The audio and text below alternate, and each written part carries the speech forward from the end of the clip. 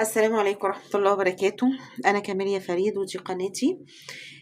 النهاردة هنعمل معاكم مخلل الخيار السريع اللي تاكلي منه تاني يوم ويفضل مقرمش لآخر خياراية بتاكليها إن شاء الله. معايا 2 كيلو خيار بالحجم ده كده، بس احنا مش هنخلله كده، هنقطعه. عايزة تخليه كده ممكن تجيبي أصغر شوية وتخليه بحاله يعني. وده ملح و4 فصوص توم وهريسة شطة وخل، وهنبدأ مع بعض. دلوقتي انا خرطت الخيار، هحطه في البرطمان.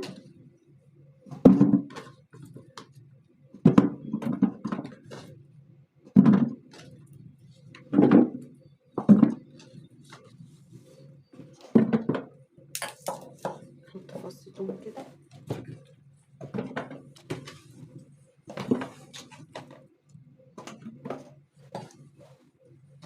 يعني صوص التوم كده نحطها في قلبه كده. في ناس بتدقه اللي بيبقى مفروم وبتحطه، مفيش مشكله.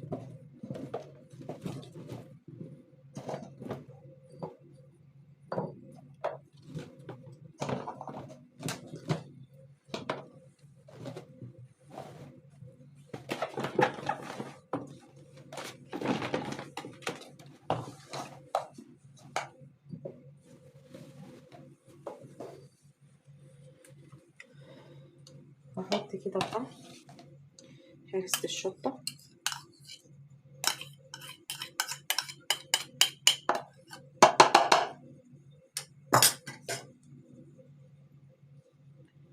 وهحط الخل،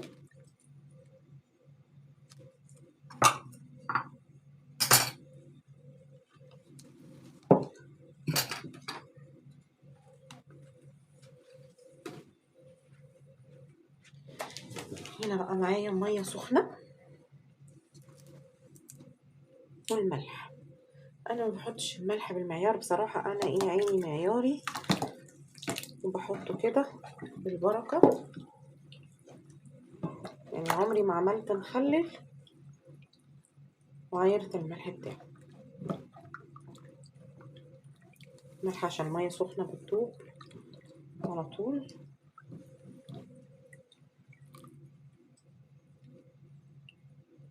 عايز شويه،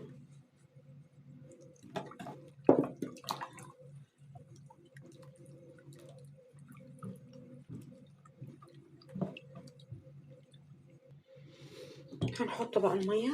بسم الله.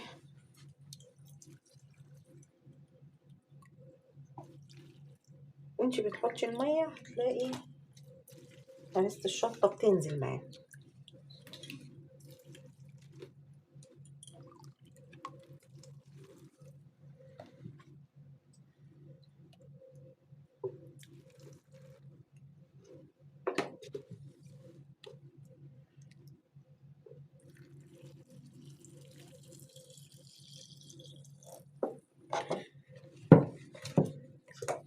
خلاص كده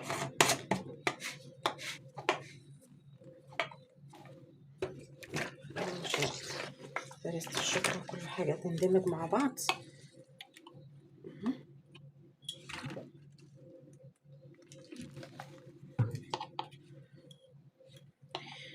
يعني تاني يوم ممكن تاكلي منه، لو انت عاملاه الصبح ممكن تاكلي منه بالليل، لو انت عاملاه بالليل ممكن تاكلي منه تاني يوم.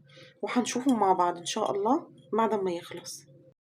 ورجعنا بعد ما الخيار اتملح، وهنفتحه مع بعض. هنطلع منه ريحته حلوه.